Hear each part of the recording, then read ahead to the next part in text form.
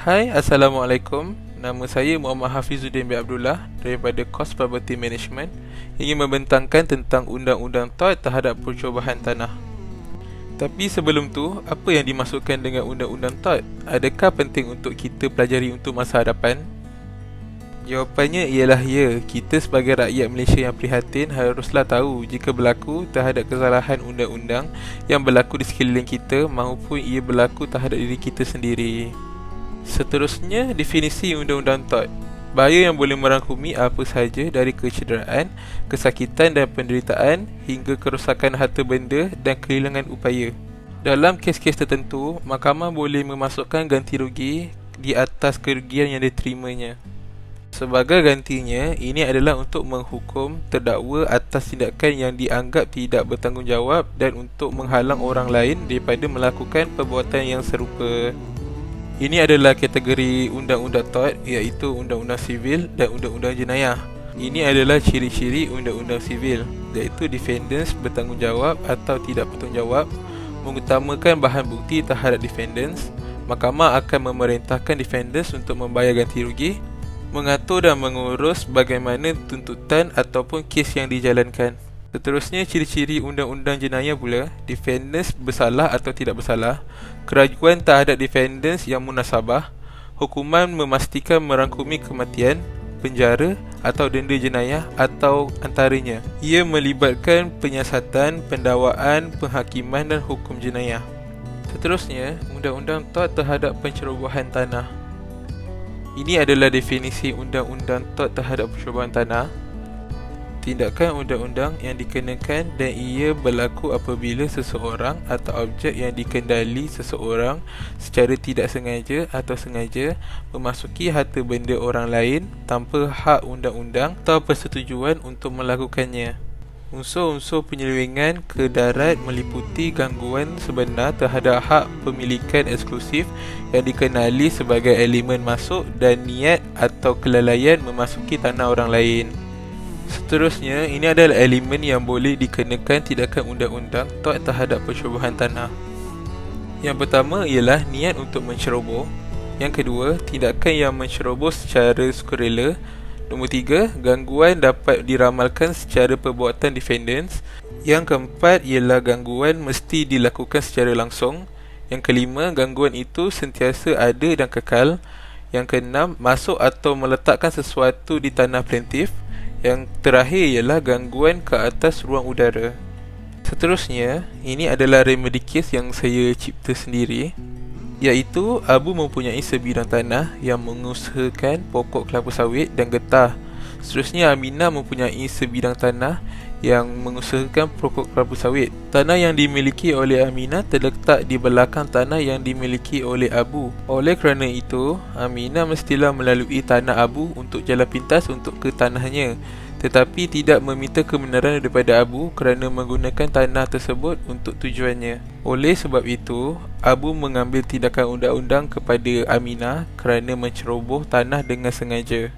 Daripada kes ini, Abu dan Aminah membuat satu perjanjian bahawa perlu membayar RM200 setiap 3 bulan untuk menggunakan dan menikmati secara eksklusif terhadap tanah tersebut.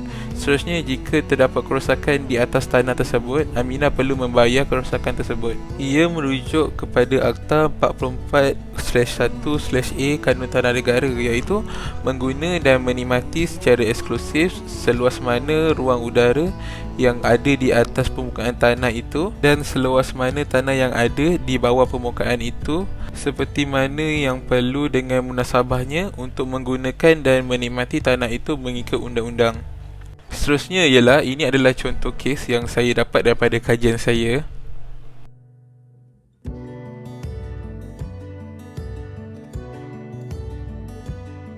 Seterusnya ialah denda yang dikenalkan di bawah Undang-Undang TOT terhadap percubaan tanah. Yang pertama ialah menggunakan ruang udara tanpa kebenaran.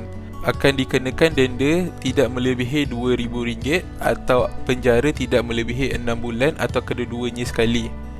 Yang kedua, mengganggu dan merosakkan. Akan dikenakan denda tidak melebihi RM500 atau membayar kos pemulihan terhadap kerosakan tanah. Yang terakhir ialah pencerobohan terhadap tanah kerajaan. akan dikenakan denda RM10,000 hingga RM500,000 serta penjara dalam tempoh 2 tahun hingga 5 tahun atau kedua-duanya sekali. Berdasarkan kenyataan yang saya telah bagi tadi, saya menyediakan 3 soalan untuk anda menjawab. Soalan pertama, adakah boleh jika tidak membesarkan kes tersebut dan menyelesaikan dengan cara yang baik antara plaintiff dan defendants, dan bagaimana? Soalan kedua, kes antara tersebut, defendant didapati bersalah kerana memasuki tanah plaintiff dan boleh dikenakan denda. Menurut Seksyen 44(1)(a), berapa denda yang dikenakan kepada defendants? Dan soalan terakhir ialah, berikan 2 elemen yang boleh dikenakan tindakan undang-undang TOT terhadap pencerobohan tanah. Anda diberi masa 5 minit untuk menjawab soalan-soalan yang saya telah berikan.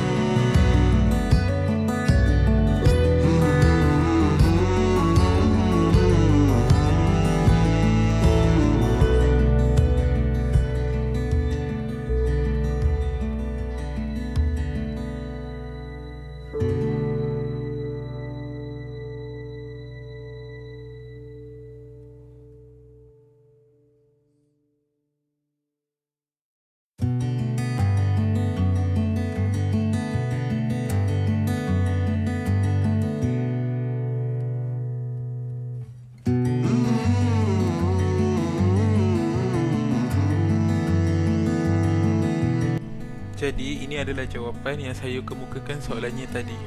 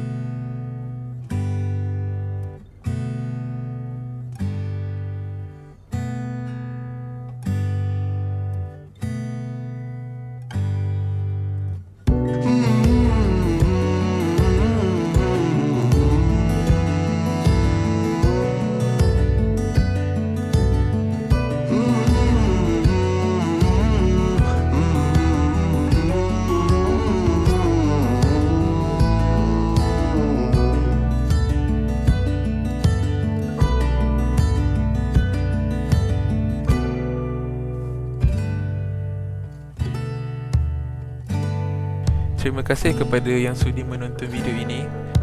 Stay safe guys. Take care. Bye bye. Assalamualaikum.